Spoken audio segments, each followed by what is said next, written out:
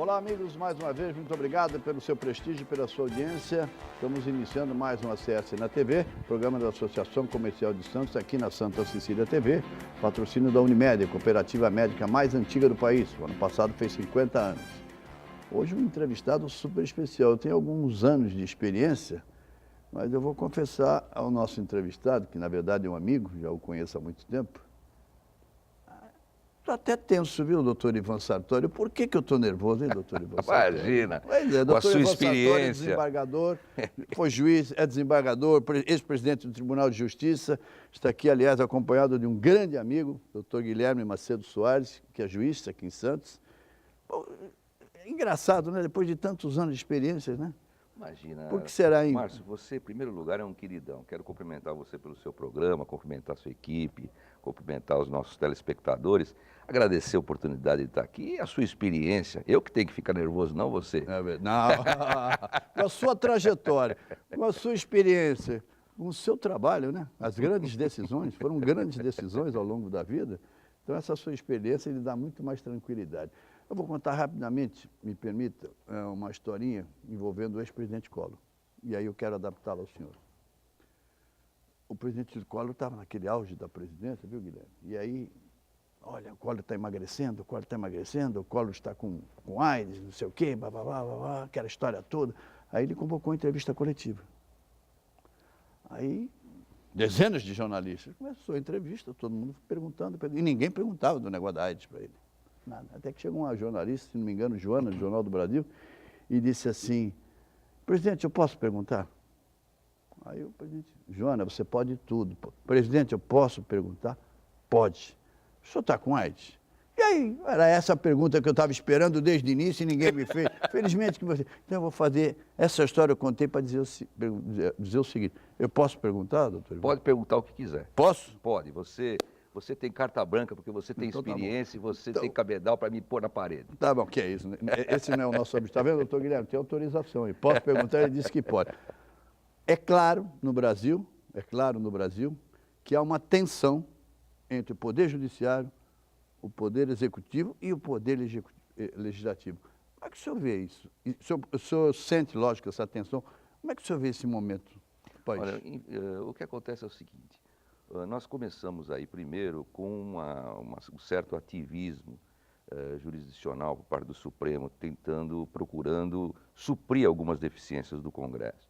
Isso, evidentemente, causa uma certa tensão, né, entre legislativo e judiciário. E agora nós temos aí também a tensão com relação ao executivo, um novo executivo, né, que que procura fazer uma administração independente. E nós estamos vendo que fica um pouco complicado você deixar a velha política, né? Fica um pouquinho complicado deixar a velha política. Então, nós precisamos, os integrantes do Judiciário, o Legislativo e o Executivo, precisamos pensar no Brasil, precisamos conversar, precisamos entrar num acordo, acertar a situação, porque do jeito que está indo vai ficar complicado para o próprio Brasil. Hoje você viu o dólar, a Bolsa, né? Com essa situação dessa pauta-bomba aí de uma PEC de 2015, que foram ressuscitar lá, do orçamento impositivo. Então, eu acho que nós temos que pensar. O judiciário tem que se recolher um pouco, tem que ser um pouco menos ativo em termos de dirigente de nação. É certo que o Supremo... Em termos é de um órgão... mídia, doutor Ivan, A ou não? mídia, completamente. Acho que o Supremo precisa ter um resguardo, não pode ficar dessa forma exposto à opinião pública de uma forma negativa. E você colocar, evidentemente que você filmar todo tipo de sessão, ou todas as sessões, vai trazer um desgaste, porque nós somos humanos, nós falamos coisas que às vezes não pensamos. Isso é assim. Agora, filmar dessa forma, com ataques, etc. e tal, por exemplo, o ataque que houve lá, com todo o respeito do Gilmar Mendes para a Procuradoria, a forma como foi atacada a Procuradoria, não que a Procuradoria não tivesse pecado com aquele fundo que foi criado ali, trabalhou muito bem, com relação à Lava Jato, vem trabalhando, assim como o juiz Moro, mas peca com a situação midiática, com aquela colocação midiática, entrevista sobre o que fizeram, o que não fizeram, sabe? Isso, para mim, eu acho que não pode haver.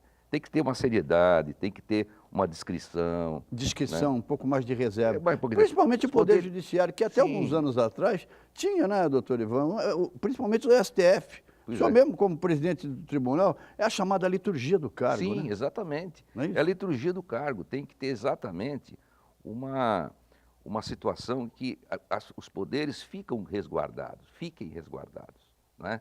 Mas, lógico, com transparência, mostrando para o público o que está sendo feito, para o povo o que está acontecendo. Agora, o Judiciário, o Supremo Tribunal Federal, além de cúpula do Poder Judiciário e guardião da Constituição, é órgão de direção do país. Ele é também, é político também.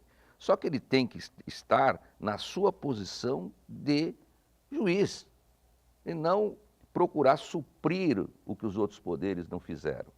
Né? Já tivemos grande bate-bocas entre os próprios ministros. Os próprios ministros. Agora nós tivemos aí a questão da decisão sobre a remessa dos casos de Caixa 2 e crimes conexos lá para a Justiça Eleitoral, né? Os crimes conexos para a Justiça Eleitoral. Qual é a sua posição sobre isso, doutor Ivan? Eu acho que o Supremo agiu tecnicamente. O artigo 109, inciso 4º, ressalva, da Constituição Federal, ressalva a competência da Justiça Eleitoral.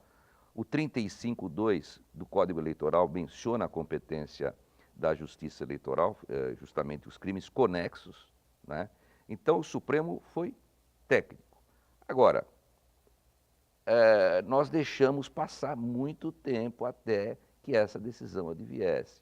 Eu acho que por uma questão de estabilidade, a decisão poderia ser diferente, porque também, ao outro lado, é defensável diante do quórum, 6-5, né? Mas foi técnico e não é surpresa, porque já houve decisão a respeito disso, já tem precedente no Supremo a respeito disso. Então, era esperado até. E o quórum é que não se esperava. Mas, já que nós estamos com 6-5, por que não optar pela estabilidade das coisas, daquilo que foi julgado? Agora nós temos um pouco de receio de que haja revisões criminais, etc. e tal, pela incompetência absoluta. Aliás, eu vi pela manhã que a Justiça Eleitoral ela foi qualificada como uma verdadeira jabuticaba. Dá no Brasil e em poucos países do mundo. Que na grande maioria dos países não existe a chamada Justiça Eleitoral. Na verdade, ela só deveria atuar na fase eleitoral, pelo menos foi esse o comentário de um analista que eu vi hoje cedo, e ele justificou também a construção do prédio, diz que o prédio da Justiça Eleitoral passou de R$500 bilhão em Brasília. É quase que uma atração turística. Olha, por que não deixar tudo na mão do Poder Judiciário? Olha, eu penso assim, o nosso organograma do Judiciário, o organograma do nosso Judiciário é extremamente complexo. Nós temos Justiça Eleitoral, Justiça do Trabalho, Justiça Federal, Justiça Estadual, que é o Coringa, que pega tudo. Inclusive, antigamente tinha o Tribunal de Alçada também? Tinha o Tribunal de Alçada. Não, inclusive é Coringa a Justiça do Estado, porque inclusive julga causas federais, né? Porque os federais, a Justiça Federal não tem condições de assumir todas as causas e passa para a Justiça Estadual. Antigamente julgava até trabalhista, eu cheguei a julgar trabalhista, né? Aliás, Justiça do Trabalho é outra, que parece que é uma raridade. Pois é, praticamente é o Brasil, né? Então, eu acho que é um organograma muito complexo, né?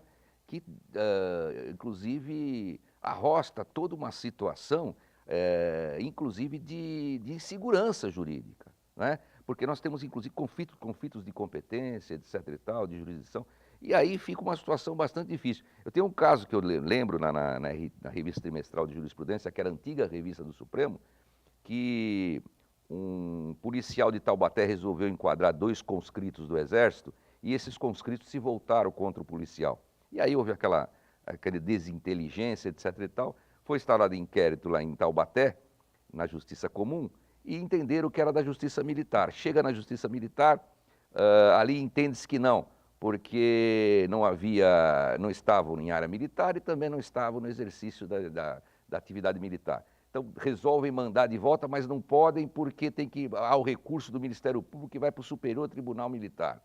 Chega no Superior, o Superior fala realmente da Justiça Comum. Só que nós não podemos mandar para lá porque não temos autoridade sobre a Justiça Comum. Manda para o Superior Tribunal de Justiça. O Superior Tribunal de Justiça diz que não pode mandar também para resolver a questão porque tem um Tribunal Superior envolvido e manda para o Supremo que manda para Taubaté. Quer dizer, 10 anos depois o pessoal já estava até tomando cachaça, conversando, já estava tudo amigo, né?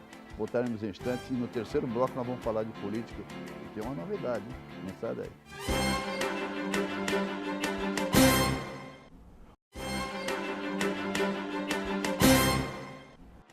Voltamos com o nosso Acesso na TV, nosso entrevistado e amigo, convidado especial, aliás, uma honra, Dr. Ivan Sartori, desembargador, repito, foi presidente do Tribunal de Justiça, formou no Mackenzie, passou por várias comarcas, fez um grande trabalho no Tribunal de Justiça. Eu deixei 2 ganchos, depois vou falar um pouquinho da sua atuação como presidente do Tribunal de Justiça, o senhor que foi praticamente o autor do novo regimento do tribunal, não é isso? Episódio Temer. Houve abuso? Não houve abuso? Na sexta, foi o desembargador do TRF 2 ou 4? 2? 2. Não, vou deixar a decisão para a Câmara, chega na segunda, ele solta o Temer. Houve abuso ou não? Como é que o senhor interpretou essa prisão do ex-presidente Temer? E os outros também, mas do Temer, o foco maior. Olha, eu li as 2 decisões, Márcio. A decisão do Bretas é uma decisão técnica. Ele foi pelos requisitos da prisão preventiva, falou sobre a ordem pública, conveniência da instrução. Que Ameaça de destruição de provas. Exatamente, conveniência da instrução, justamente, né? Porque poderia haver a questão da continuidade daquela atividade considerada nociva. Tal. Certo ou errado, a decisão é técnica. Foi bem produzida, bem colocada, ela tem 40 e tantas lá, 46 laudas, e eu achei bem plausível essa decisão. Por outro lado, o desembargador resolveu diferente, entendeu? Diferente. É normal isso no judiciário, né? O juiz entender de uma forma, o desembargador entender de outra, ou vice-versa. Então, isso aí acontece todo dia, toda hora. Agora, o desembargador, que é um homem mais liberal, mais flexível, acabou decidindo também fundamentadamente, com mais de 20 laudas, né? Colocou como ponto central a questão da liberdade. Particularmente falando, eu sinceramente não conheço a fundo o processo para dizer se foi ou não foi acertada a decisão. Sim, né? eu teria Agora, que ler o que essa eu inteirada posso dizer argumentação. é que ambas as decisões estão tecnicamente fundamentadas. Eu gostei muito da decisão do Bretas. Achei uma decisão muito bem fundamentada. Mas, é lógico que isso aí, você divergir, haver divergência entre juiz de primeiro grau e juiz de segundo grau, isso é natural. Normal. Isso é normal, é natural. Isso é da jurisdição, é convicção. Bom, prisão em segunda instância, acho que agora em abril, né? Bom, Eu tenho informação, não é ninguém do Poder Judiciário, mas um agente político, de bom trânsito, sempre muito bem informado, sua capacidade de informação é muito grande. Ele me disse que cai. O senhor acha que cai ou que permanece? Olha, primeiro eu quero dizer uma coisa, puxar um pouco a brasa para a nossa sardinha, que essa decisão da prisão em segunda instância decorreu de um acordo da nossa 4ª Câmara.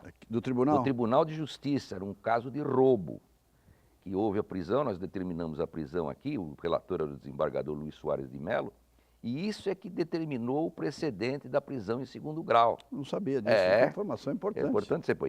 E agora eu penso que essa discussão é uma outra coisa que a gente tem que ver no Supremo. Nós não podemos ter essa instabilidade jurisdicional, essa instabilidade nos precedentes da jurisprudência. E uma hora é, outra hora não é. Eu acredito que seria interessante que mantivesse a situação. Porque nós temos 4 instâncias aqui no país. Não é possível que você tenha que percorrer 4 instâncias para se decidir se o sujeito é culpado ou não é culpado. Deixa eu me dar uma parte. Pois não. Não tenho o seu conhecimento, nem a sua formação, nem do amigo Guilherme. Mas da Constituição não fala, depois de transitar de julgado? Sim, mas isso aí, veja bem, essa questão do trânsito em julgado é a questão também da presunção da culpa, né? Presunção da culpa. Ela vai se atenuando de uma forma em que chega no momento em que a decisão já é aquela. Por exemplo, o Tribunal de Segunda Instância transitou em julgado, a parte fática já transitou em julgado. No mérito? A parte do fato já transitou, porque os tribunais superiores não podem entrar na matéria de fato, ou a chamada matéria fática. Isso nós já podemos entender que se a matéria de fato transitou em julgado, nós estamos cumprindo o preceito constitucional, não é? Porque os tribunais superiores, eu sou a favor. Cai ou não cai? Por favor. Acho que não. Eu vou apostar que não. Acho que o Supremo vai Mas manter a estabilidade, porque a população não aguenta mais. A consequência externa seria muito grande, não, doutor? Pois é, uma situação da opinião difícil, pública. de impunidade. A opinião pública não aguenta mais a situação que nós temos aqui. O Supremo tem que pensar um pouco nisso. Ele é órgão de direção da nação também. Mas é 6 a 5? Tem que pensar. Será 6 a 5 também? Isso eu já não sei, mas vai ser apertado, vai, viu? É? Vai ser bem apertado. É. Eu acho que sim. Fala um pouquinho da sua atuação como presidente do tribunal. O senhor, repito, se formou no Mackenzie, juiz em várias comarcas, depois desembargador e presidente do tribunal. Chegou ao topo da carreira, pelo menos na fase estadual. Como é que foi esse seu trabalho? O meu trabalho lá no Tribunal de Justiça foi incansável, Márcio. Nós estivemos ali, eu entrei com 23 anos na magistratura. 23 anos, eu li hoje de Uma manhã, das 23 primeiras anos. colocações, eu fui o quinto colocado.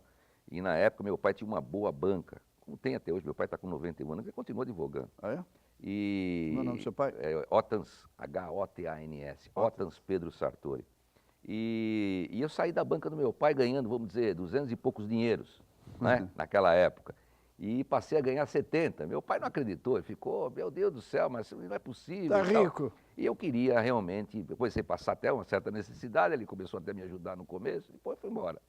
E o que acontece é que eu sempre tive um amor muito profundo pela magistratura. O que eu pude fazer pela magistratura, eu fiz.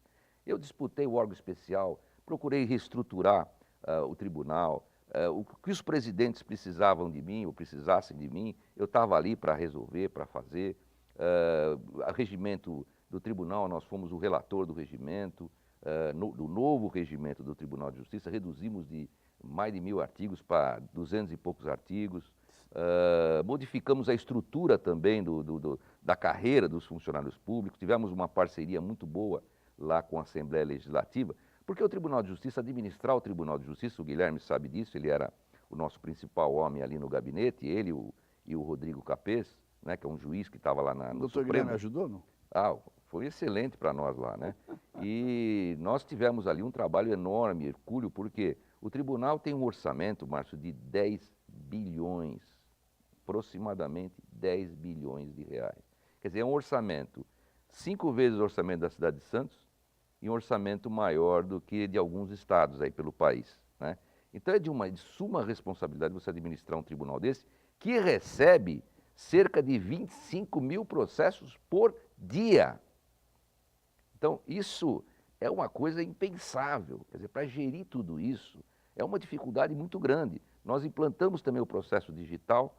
Foi um grande avanço. Foi um sem dúvida, avanço. Agora, é lógico, nós temos sempre a questão da morosidade da justiça. É uma luta constante em relação a isso. O número de feitos diários. É muito grande, o juiz enxuga gelo, né, uma situação muito difícil, né? O que nós precisamos?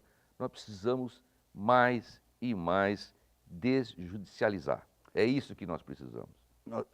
Nós temos mais essa questão e nós vamos para o último intervalo, que eu quero falar de política. Aí é que o negócio vai esquentar, não saia daí. O senhor participou da nossa inauguração oficial da Câmara de Mediação, Conciliação e Arbitragem Empresarial. Essa é uma saída para ajudar o Judiciário? Com certeza. A Câmara da Com Sede, certeza, eu fui, fiz questão de ir. É verdade. E foi uma honra para nós, essa... Roberto Santini, nosso presidente, ficou muito feliz com a sua presença. Eu que agradeço o convite, Uma honra cumprimentar você, Márcio, cumprimentar o Maurício também, né? E o Roberto, principalmente, porque realmente é uma iniciativa para a gente aplaudir, né? O senhor não imagina o número de telefonemas que nós já recebemos e de pessoas que já nos procuraram para tentar uma conciliação, uma mediação. Que maravilha. Bom, fazer mais um intervalo e voltamos para falar de política? Sim, bom, quem quiser falar, nós vamos aqui para conversar. Mas agora vai ser, como se diz na gíria, vai ser na lata, hein? Pode ser? Pode. Voltaremos a estar.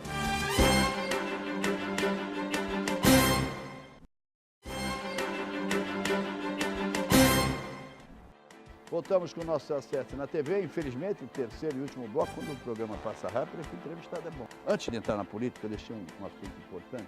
Há uma disputa aí, um pouco silenciosa, um pouco barulhenta também, entre a Justiça Federal e a Justiça Estadual em torno da Justiça Eleitoral. É verdade, Márcio, isso existe mesmo. Como é que você observa esse quadro? Principalmente a Justiça Federal, a Justiça Estadual sempre movimentou, tocou e protagonizou a Justiça Eleitoral. Ela é composta por juízes do Estado, apesar de ser uma Justiça Federal, ela é composta por juízes do Estado e composta também pelos desembargadores dos Estados. Só tem um juiz federal no tribunal, né? O Presidência e Corregedoria são cargos de desembargador, né? Os desembargadores dos Estados é que ocupam.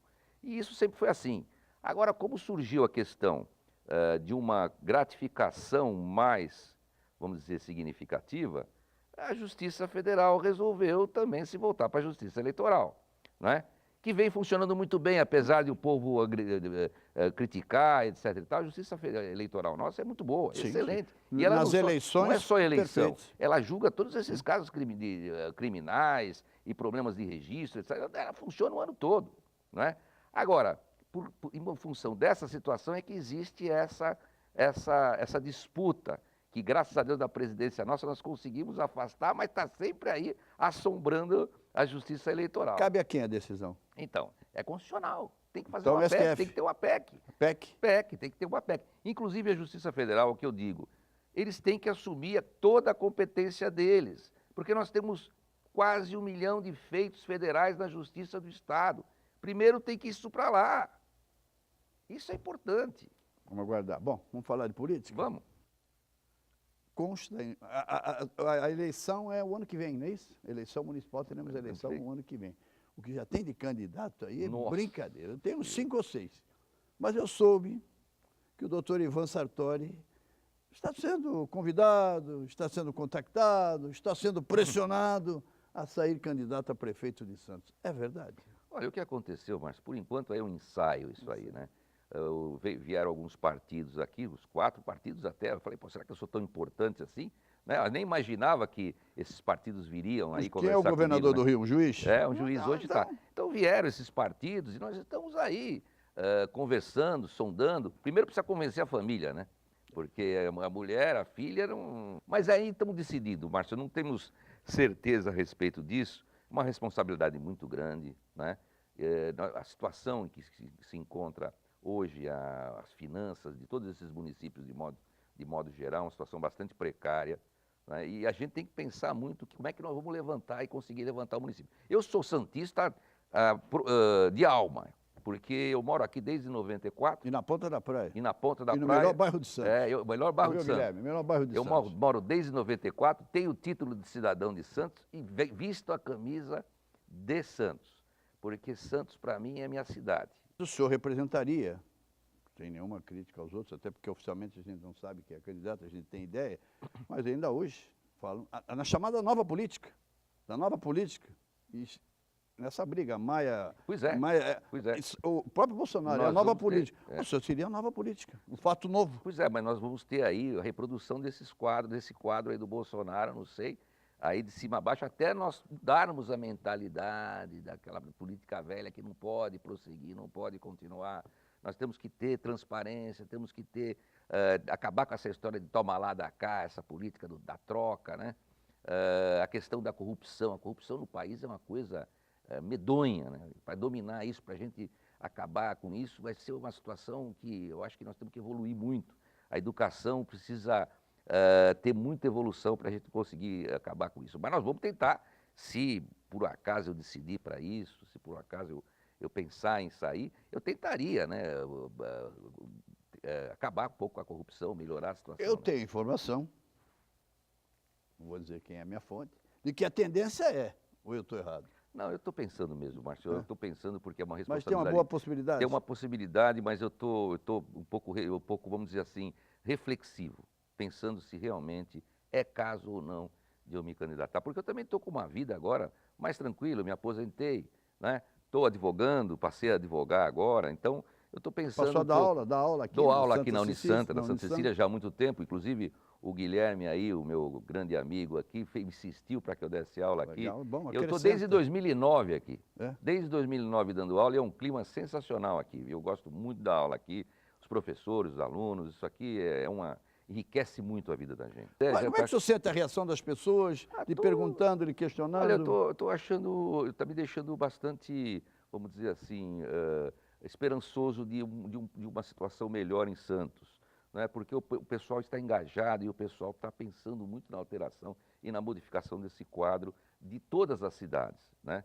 Não que a prefeitura aqui, nossa, aqui mereça críticas agora, nada disso, mas que nós pensamos, o povo está engajado, o povo está pensando realmente em melhorar a cidade, quer mudança, né? quer novo, quer a nova política, nova né? política, que é a nova política. Aquela política antiga já não tem mais não tem mais espaço, cada vez menos, exatamente. O senhor já se integrou a algum partido? Ainda não? Não, ainda não me filiei e nem sei se vou me filiar, viu, Márcio? Você está me fazendo aí ser candidato aí daqui a pouco? Não, é a informação que eu tenho. Eu falei, mas eu Não me filiei. falei no início do programa, eu posso perguntar, tu disse que eu podia. Pode. Mas eu estou reflexivo realmente, estou pensando se entro, se A decisão você tem que ter, o Guilherme foi juiz eleitoral também, um ano antes, né? Um ano antes. Agora você tem que ter a decisão, são 6 meses, né? Não sei. Da candidatura, não me parece. 6 meses agora. Ah, é? Parece que houve uma modificação. Ah, é? Né? Qual é a sua visão da cidade? Eu tenho uma visão muito positiva de Santos, porque aqui... O que seria prioritário, digamos? Imaginemos que lá na frente o senhor decide. Olha, a gente tem aí uma situação muito difícil lá na Zona Noroeste, né? Aquelas questões das inundações, etc e tal. Nós temos uma situação muito difícil aí na Zona Portuária, né? Isso também prejudica a mobilidade aqui em Santos. Então, nós precisamos ver como é que vamos tentar, se por acaso um dia acontecer de ser prefeito, ou o prefeito que venha a ser, tentar resolver essa situação. Nós precisamos ver a zeladoria também, né? Porque Santos está precisando de um up aí na zeladoria. Né? Segurança, é aquela história, saúde. Nós estamos aí com alguns estabelecimentos já colocados aí, mas precisamos ver a funcionalidade, a questão dos remédios também, da população que precisa de remédio, consuetudinariamente, costumeiramente. Então precisa fazer uma distribuição regionalizada para chegar logo na casa do cidadão esses remédios. Então é uma série de coisas que a gente tem que teria que se verificar em Santos. Estou sentindo que já tem até plano de governo. Não, Estou sentindo. É que eu gosto de Santos, eu sou muito ligado a Santos, eu penso prioridades, nisso. Né? Doutor Ivan, infelizmente acabou e eu quero agradecer mais uma vez essa oportunidade rara, importante. Agradecer o senhor ter ido na inauguração da nossa Câmara de Mediação e Arbitragem. Agradecer a amizade, nós somos amigos há algum tempo. Continua andando de moto? Sim, só motocicleta. Só motocicleta? Só motocicleta porque o veículo a gente fica para mobilidade, problema da mobilidade aqui em Santos, né? E o Guilherme também é de moto? Guilherme também é motor. Mas devagar, 80, 60? Nada, ele também vai aí a toda, viu? Bom, oportunamente, nós vamos convidá-lo mais uma vez para a gente voltar a conversar, até porque vai evoluindo, o tempo vai passando, e com certeza voltaremos. Mas eu vou dar um palpite aqui, hein? Posso? Pode. Se eu errar, depois digo, errei. É candidato. Não sei se eu sou, sinceramente falando, não sei se eu sou, Márcio, acho que não. Vamos pensar, vamos refletir, temos que ter aí o alvará da esposa, né? E da filha, né? Entra com mandado de segurança. Tem que ser. Pede uma liminar. Olha, Márcio, eu só quero agradecer muito a sua oportunidade, agradecer de você me convidar aqui, você é um querido amigo. É verdade, muito tempo. Acompanho o seu trabalho há muito tempo, eu quero, do Guilherme também. E eu quero aqui dizer que o que a gente puder contribuir, inclusive para o futuro prefeito, não é? Porque não sei se serei candidato, estou pensando ainda. Mas para o futuro prefeito, se a gente puder contribuir também, nós estamos aqui à disposição. E lá para a associação, para a Câmara de Arbitragem também, evidentemente, cumprimentar o Roberto, né, pela iniciativa, pelo empreendimento, que foi muito interessante. Aliás, a associação comercial ficou um negócio, né? Ficou muito ficou bonito, maravilhosa. Uma obra de modernização muito grande, muito grande. Olha, ficou espetacular, espetacular. E eu repito, o resultado da Câmara tem sido surpreendente, O senhor vai nos visitar com certeza. Com certeza. Doutor Ivan, muito obrigado mais uma vez pela oportunidade, parabéns pelo seu trabalho, pela sua carreira como juiz, como desembargador, como presidente do tribunal. Quase chegou ao STF, faltou pouco. É uma pena, se eu tivesse lá, com certeza, eu agradeceria um pouco melhor. Um abraço, até a próxima, doutor Ivan. Um abraço, até a próxima semana, se Deus quiser.